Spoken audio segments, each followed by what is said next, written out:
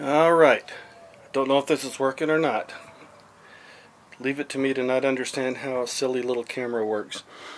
Alright, this is my review as per request on the new Revised Standard Version brown cowhide leather edge-lined Bible, which I've recently purchased.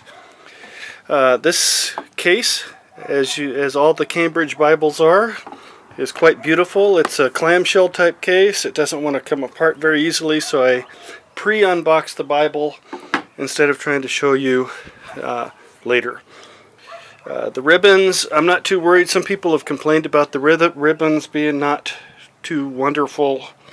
I'm not a big ribbon fan, so I usually end up just kind of running them down the back and kind of leaving them like that without letting them be too tight in the top. So I don't worry about the ribbons.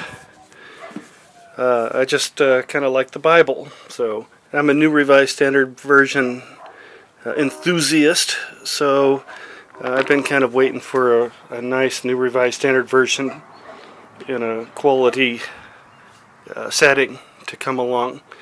So this is the Cambridge New Revised Standard Version in cowhide leather. It does not include the Apocrypha. I have quite a few Bibles with the Apocrypha already, and I don't consult the Apocrypha enough to justify having yet another one with the Apocrypha.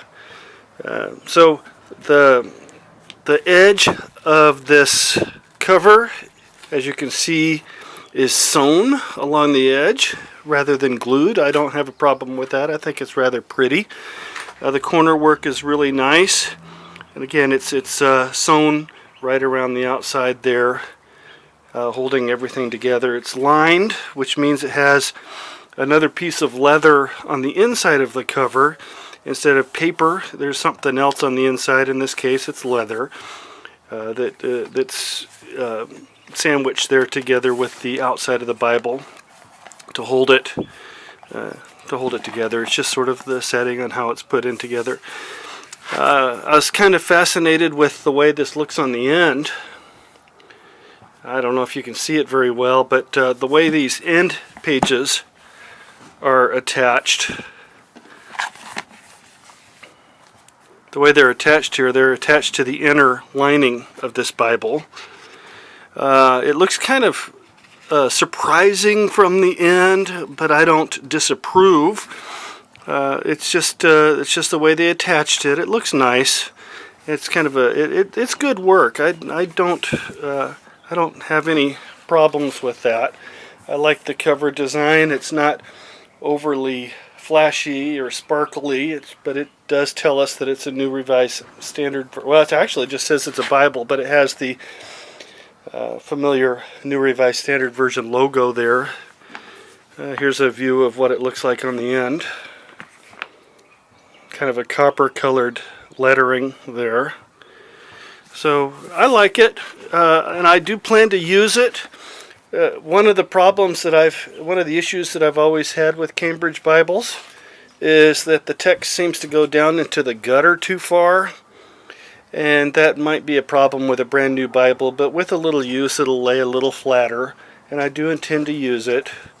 Although this one I've kind of set in my mind that I'm not going to write in it or underline in it. Although I might write my name on the front, in the front of it somewhere.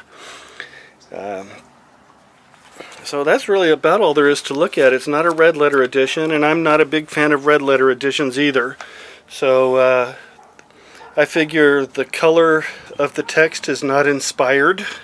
The color of the letters is not inspired, but the content of the text definitely is inspired, and that's how I look at the Bible. I don't want to give the red letters any higher authority than the black letters. They all have equal authority according to the way I approach the scriptures. So it's quite beautiful. I like the two-column the two-column format. I do like that it has some cross-references, but it's not quite, it doesn't have a lot of study notes in it. It just has some cross-references in it. Sometimes I use them. Sometimes I find them to be useful. Sometimes not. There's a few references in the back So I think it's going to be a really nice carry-around Bible, and it is one that I intend to use. I'm not just going to treat it like some sort of an investment that sits in there and in a drawer somewhere, and it's something that's part of my children's inheritance, a brand new, unused Bible. But I don't have any premium Bibles until now that I have decided to not write in, and this will be the one that I kind of keep as a reader, but not a writer. I have another Bible for keeping notes.